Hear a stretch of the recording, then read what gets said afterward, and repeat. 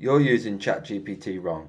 So I'm going to walk you through a framework that I teach in my workshops so you can be better than 99% of the other teachers when you want to get great interaction from your ChatGPT. So bookmark this, share it with your friends because this is going to up your game massively. So I teach in the workshops the Risen framework, which was created by Kyle Barmer, and Risen stands for role, instruction, steps, end goal, and narrowing. So because ChatGPT can take on any persona, this is great for everybody in the world, but for you using it as a teacher, you want to specify a role so its output is more in line with what you want. So say, as a biology teacher who teaches IB students aged 17, and then you give it the instruction, which is I.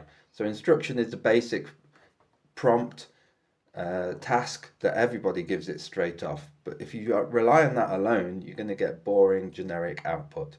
So we put the role up front, followed by the instruction, and then we're straight into S, steps. Now just think of it as scaffolding a task for your students. You need to give it a little bit more guidance so it gets to the end point that you have in mind. So scaffold that instruction by giving it a few little prompts like, first, I want you to review this text that I've uploaded. Then I want you to extract the main points. And 3, compare it to these IB learning outcomes. And then you're into the end goals, E. So what is the overarching reason that you're interacting with this ChatGPT at the moment?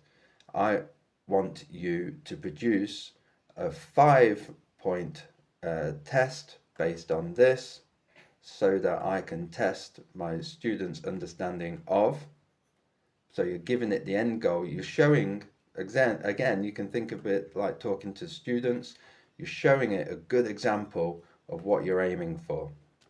And the last part of the framework is N, narrowing. So this is the only one that you do after you've reviewed the output from ChatGPT. So R, I, S, and E are all in your initial prompt. And then afterwards is narrowing. You're looking what it's giving you. Is it in line with what you want? So if it's not, then you add more constraints. So you say, I don't like the bullet points. I want it all in paragraphs.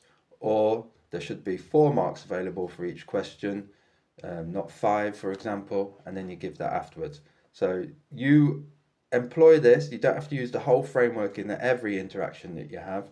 So you might just have the R, I, and S, and then you realize it's not great, so you need to add the end steps and more narrowing.